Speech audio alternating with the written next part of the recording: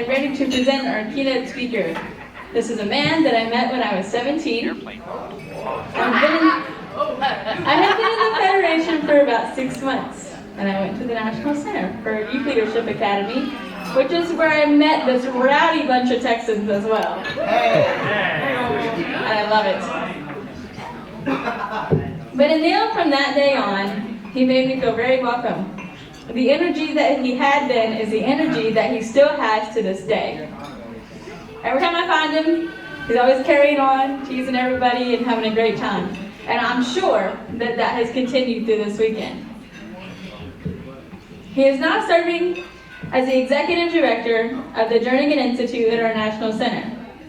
And he's been working at the National Center for 5 years. The work that he does in the Federation is powerful, and I know that he works very hard. So here to tell us a little bit about himself, I give you Anil Lewis.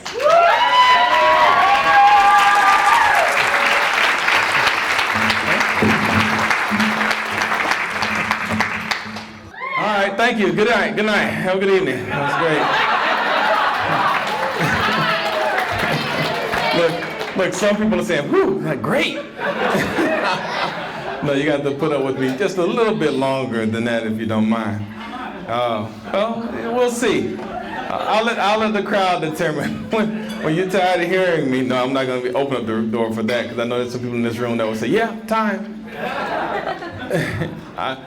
Here, I'm born Southern Baptist, so this may scare some people. I won't be long. I won't be long. A little earlier today, I had a little technology faux pas. Just want to let you know I have airplane mode on now. So, see, now some were challenging whether I had the wherewithal and the ability to do that earlier, but I do. I just knew that if I turned it on, then all my Bluetooth would have turned off as well, and I wouldn't be able to use the refreshable Braille display. So I just want to let you know I am knowledgeable of the technology. Before I get into the depth of the banquet speech, I would be remiss if I did not once again offer to you President Riccobono's regret that he cannot be here. He is in Wilkes-Barre, Pennsylvania, celebrating our 75th anniversary at our birthplace. So. But his loss is my gain, and I get the pleasure of reporting to him back on Monday to let him know that the spirit of the Federation is alive and well in the state of Texas. And it's no doubt due to some significant training and mentoring that Kimberly Aguilar has done. She's done a great job of really raising Norma to a space where she can really be a leader of this organization. And that's what you do here in Texas. You help people grow into that space. So great job, Kimberly. Norma and Glenn are a wonderful couple, aren't they? To be so young and so talented, it's just wonderful to see them as they grow into their mature years. I am filled with hope, energy, and love by participating in the National Federation of the Blind. My expectations are raised. I can celebrate the accomplishments of my dreams with my Federation family, and my contributions make a difference to this organization in a real way, and I know that. One of the hardest contributions I make to this organization is this banquet speech. The banquet speech is supposed to be an opportunity for me to share the NFB philosophy with many of you. Lewis said it earlier, many of you have been in this space for a while and probably get it more than others. But there's a cross representation of people in this room, some who may not have known the Federation but only for this weekend. So I'm going to try my best to find the middle. And I do that in a non-traditional way. I do it with stories. So I want to tell you a story. There's two blind parents. These individuals were very instrumental in my life when I became blind. Both totally blind and very competent, both employed at a job, making good money. And they were living the lives they want. Matter of fact, they were living the lives they want, and they gave birth to the beautiful little daughter. She was a great little girl, but they soon found out, I don't know, maybe 2 or 3 years old, that she had a tumor on her optic nerve. And these two blind parents were faced with a decision because the doctors told them, they said, now, we could try to remove the tumor and save the optic nerve. There's a degree of probability of success of that operation. But if we remove the eyes completely, then there's a greater degree of probability that there will be no complications. I'm going to let you put a pin in that one. I'm going to finish that story a little bit because everybody has a story. Just because I'm here at the microphone doesn't mean that mine is the only story that can be told. I've shared with many of you this weekend, and I recognize that many of you have probably much more powerful stories than I. And I can't wait until you're behind this microphone and I get to hear your stories. But you know, there's more than one way to tell the story, right? I could sit up here and tell so many different stories, but so many different ways. And it comes down to, do you want to evoke pity or do you want to inspire? I have to be honest with you. When I first became blind, I was out on the speakers circuit and I used to evoke pity because I was being used by a community rehabilitation program as a fundraiser. And the whole tradition around fundraising was you make people cry and they reach in their pockets and they give you money. And I could do it. I can make you cry. I'm good at making you cry. You had enough crying today? Well, it's not in my nature anymore. See, I went to one of my last presentations and I was getting up, getting ready to go in there and do my presentation and, you know, raise all this money. And this lady walked up to me already almost in tears and said, "Are you going to make me cry?" And I was like, "No, I'm done. No more crying." And I went in and I did my first presentation that finally kind of was more inspirational as opposed to the traditional fundraising. And guess what happened? Raised more money. Yeah, as a result of that, man, we changed the whole United Way campaign in Atlanta. I was featured, and then next year, it's like, "Say yes!" And everybody's like jumping up, and no more tears, no more sad music. You know how they do it, right? When they play the videos. Anil Lewis. And I was like, no. That next year was upbeat, it was heavy, it was almost like the Jam and Jelly band put the music together. It was awesome. But see, I used to tell my whole life story in that way that evoked pity, and I learned that I realized that although I did have a pretty rough upbringing, that even in the dismal area that I was raised in the city, being poor, here you go. See, I could tell that way, right? I could tell that story, not having new clothes to wear, having holes in my shoes. I could tell that story just that way, and they would start getting to people, right? Or I can tell them I came from a family full of love, with a mother that loved me, with a father that, regardless of all his flaws, made sure he brought his paycheck home and our bills were paid. They made sure I went to school every day, and they made sure I was responsible and raised with ethics and integrity. That's the story I like to tell. So let me tell a little bit of that story. Really quickly, I went blind at age 25. I was driving my Mustang convertible. Used to get all the ladies. And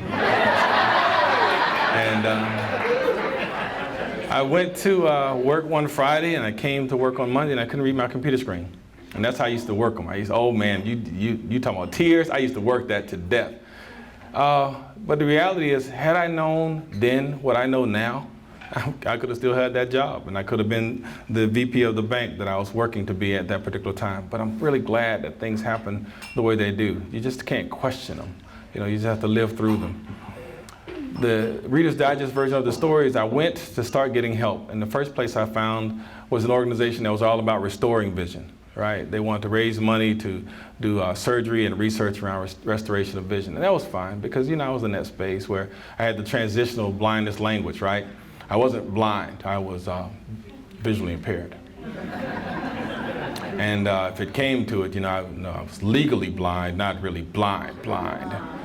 And I found out that was just so much words, and it's just so much easier. Blind, boom, it's done. Hey, how you? I'm blind, nice to meet you. Much easier that way. So this group wasn't there though. They played on that whole space. And I remember I used to be the VP of their human services in the Atlanta area, and I used to say, well, I want to do more. I had started a support group. I knew nothing about the Federation at the time. And I wanted to do more because people were dealing with this blindness thing, and they would come and they would, you know, share. And I said, I need more money to do this. And they said, no, we need to spend all our money on research. And I was done. Because, you know, if there was a cure, I have retinitis pigmentosa. Any RP? Anybody? Anybody? If you're gonna go blind, that's the best way. That's the coolest eye disease, RP. See, I even have pride in the way I went blind. How about that? But if there's a cure tomorrow, I'm not gonna run out. and get that cure. But at that particular time, if someone even whispered that there was a cure, I would have been first in line, ready to risk everything, right? But I've learned, and I wanted them to know that I wanted to cope, live my life while I wait on the cure. Not sit there and be a token of them to raise money, but I wanted to live my life. And they weren't ready for that. They've evolved over the years, but they weren't ready then. And luckily for me, because of that, I found the National Federation of the Blind. And I was able to recognize that the philosophy that had been instilled in me through that particular interaction was not true to the philosophy that the Federation offers, right? I remember going back recently. Now, it used to be the Foundation Fighting Blindness. You guys know this group. I still make donations because I still think that it's a good cause to do that research. Now they're the, what is the name of the group now? I forget. No, it's Foundation for Retinal Research. No, I'm sorry, you're right. It is Foundation Fighting Blindness. Back then it was the RP Foundation. Right, yeah, so now it is the Foundation Fighting Blindness. And I went to their seminar. It was in Baltimore, and they had me come in and present on rehab, which that's my background. I did a lot around rehabilitation. And I was sitting there, and I went to one of the support groups. That was really heavy. I used to lead them back when I used to be with the Retinitis Pigmentosa Foundation. And I sat there, and I'm saying, okay, here we go. Am I ready? Can I do this? And they're sharing around the circle. And one young lady says, I don't use my cane because I don't want to be treated any differently than anyone else. I said, okay, here we go again. And then one guy stood up and he says, no, you're wrong. Said, when you don't use your cane, that's when you're treated differently. And I'm like, wow, things have changed since I've been here. He says, yeah, so I got this cane and now I get all kinds of help. I was like, oh. He was so close, right? He was right there. And I'm thinking, oh man, but then the epiphany hit me. I was there. That was me. I used to use that cane and I would milk it. I remember I was there. I'm trying desperately in these recent months to figure out how I went from there to here. You know why that's important? Because that's the only way I'm going to be able to get him here and her here. We have a good thing here in this federation. We know it. But if we don't share with other people, then we're not right. And we sometimes introduce ourselves in the wrong way, right? What are you doing with that 2-foot cane? You should have a long white cane. What do you mean you don't read Braille? Oh, you want to be illiterate all your life? You know, we know it's true, but we have to have a more kinder, gentler introduction if we really want to win people over, right? And we can do it. We've proven that we can do it. So we get there by making sure that we engage in people in a real way. And I say we use the 5 essential elements. I use this all the time from Jim Bomvik's book, Freedom for the Blind. Really quickly, those 5 essential elements are what helped me get here. One is you have to recognize it's okay to be blind. Right? So I went through that whole transitional blindness language piece, but I had to realize, you know what? There's nothing wrong with blind. It really is a characteristic. Admittedly so, though, if you would have told me back in 1989 when I went blind, you walked up to me and said, you know, blindness is just a characteristic, it's just a little nuisance. I would have came and said, you are a nuisance, and if you don't get away from me, I will make you an additional characteristic. So it's not easy, right? But it's doable, and we can do it. And we have to get people to that place where they recognize it's okay. And then when they recognize it's okay or begin to understand it's okay, then we have to get them to a place where they start mastering these alternative skills in a real way. Not in a way that puts people down because their cane is a little shorter than what we ascribe to, or they don't use Braille as much as we want them to, or they're not as familiar with, but in a way that lets them understand that these tools are essential. If you really want to be competitive, if you truly want to be independent, then you should acquire these skills. All of these skills, wonderful skills that we kind of work on, right? And we do this in a way that makes people even more accountable to their space than sometimes they don't feel comfortable being, right? But we have to do it in a way that's respectful. The second characteristic, First, okay to be blind. Second, mastering the alternative skills of blindness. Third is coping with public attitudes. That is probably one of the hardest things I have. Because I don't know whether you guys know it or not, but I have an extremely bad temper. I do. I cope with humor, right? But oh man, I have, and it's a high threshold to reach, but when I reach, boom. So it's hard to deal with public attitudes because if it was just them discriminating against me because I was black, I could deal with that. Raised on that. But that's because they do it out of hate, right? But when they discriminate against us, it's out of love. So how do you get mad at someone who wants to help you, right? So I'm standing on a corner, waiting on the bus. Guy comes over, he grabs me and says, here, let me help you cross the street. I don't want to go across the street. I'm waiting on the bus. But he's very insistent. So I plant my feet, and he's still pulling. What is going on here? He says, I'm just trying to help you. I don't need any help. So he reached the threshold. I'm not describing that this is the way to do it, but you reach a point where you can try to educate, sir, I'm waiting on the bus. He's still insistent. I punch him in the chest.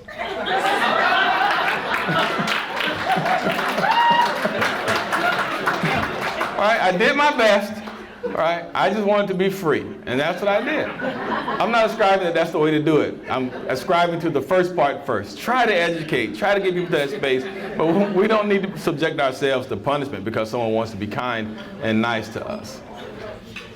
Coping with public attitudes. The fourth one is blending in. I know these sound fairly similar, but you have to blend in a way that's positive, right? Because I've seen people that blend in.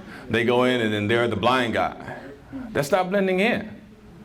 Blending in is when people say, this is one of the stupidest statements I've ever heard, but I love it when I hear it. Blending in is when they say, you know, I forget you're blind. Yeah. When you get them to that space, you have blended in. Either that or you need to find you some new friends that are a little more intelligent. I forget you're blind. And then the fifth element, which is so important. The fifth element is giving back, right? And I've seen so much of that here. You guys, oh man, you instill so much hope in me when I share with you this weekend because you have really moved this affiliate in a place perpetually that you can encourage and empower and inspire people to give back. I mean, I look at Richie and the mentoring program and how many people start as mentees and now they're mentors. You know, I look at the good work that Kimberly's done raising Norma from just a little wee little lass to being the president of this affiliate. I love the way that you guys are exemplifying that. You're teaching people to give back, and that's important. If it wasn't for me interacting with Dr. Mark Maurer, who gave back to me, I would not be here. At the point when I was really at my worst, going through the divorce, fighting for custody of my son, he counseled me. He took time to talk to me, and he shared with me the problems that I could be facing as a father, and he let me know that it would be best if I tried to work it out with my soon-to-be ex-wife around custody rather than trying to fight for custody, because I was the best custodial parent at the time. And thanks to him, I was able to do that, and we didn't go through any drop-down, drag-out kind of fight. But it was hard, because be careful what you ask for. When I got custody of my son, now I'm a single father. Scary space. But here again, conversations with Dr. Maurer and other Federation family, support in helping me continue to be a parent while I was pursuing my master's degree. All of those things are only because this is truly an extended family. I would not have been able to do it without all of you. Dr. Maurer gave back. He helped me be a parent in a real way. I wasn't afraid of being a parent because I was a blind guy. I was afraid of being a parent for every other reason that it's frightening to be a parent. That's the philosophy. 2 blind parents, totally blind, give birth to a beautiful little girl. She has a tumor on her optic nerve. The doctors tell the parents that if we remove the tumor and try to save the eye, there's one level of probability of success, but if we remove the whole eye, it's much greater probability of success. What does the NFB philosophy say we do? What does the philosophy say we do? See, See, I normally tell a different speech basically every time, but I've shared this story several times because I think it's so important to understand the Federation philosophy does not dictate whether we remove the eye or remove the tumor. The Federation philosophy dictates that we don't make this decision based on myths and misconceptions about the capacity of blind people. These are two competent blind adults. They're not afraid of being blind. They're not confused by any misconceptions. They're not out there waiting on that miracle cure for their sight. They're parents, and they have a life decision to make for their daughter. The Federation philosophy doesn't dictate. The Federation philosophy dictates that we help them understand that blindness is not the characteristic that defines them, but they already know that. The Federation philosophy dictates that we help them understand that every day we have to raise expectations for blind people because it's those low expectations that create barriers between blind people and our dreams. They already know that. They're living the lives they want. They know that blindness is not holding them back. They're faced with a life decision that I would not want to be faced with ever in life.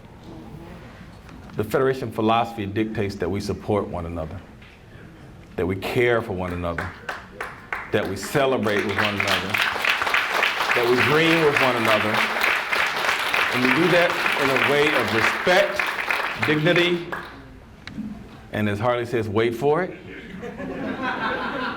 love. We have to do it out of love.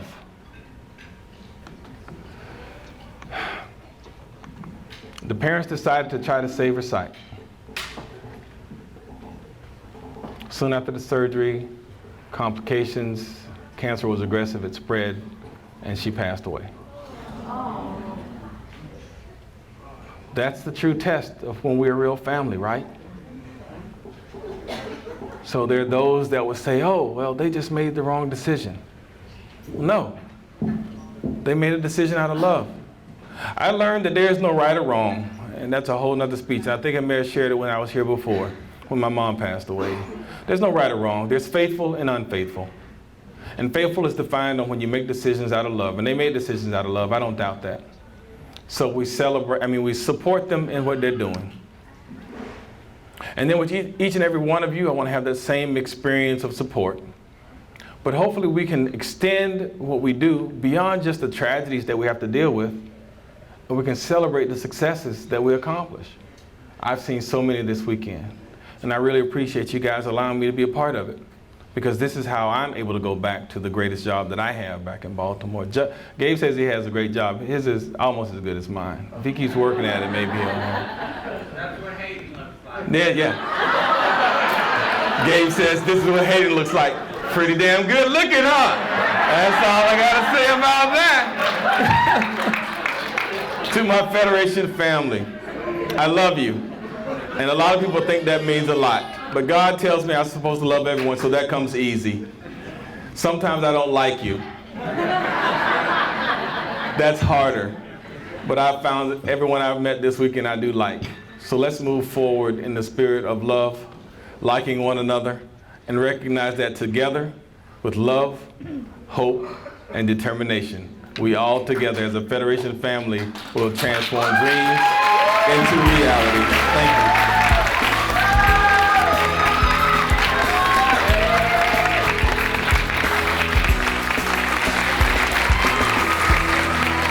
Thank you.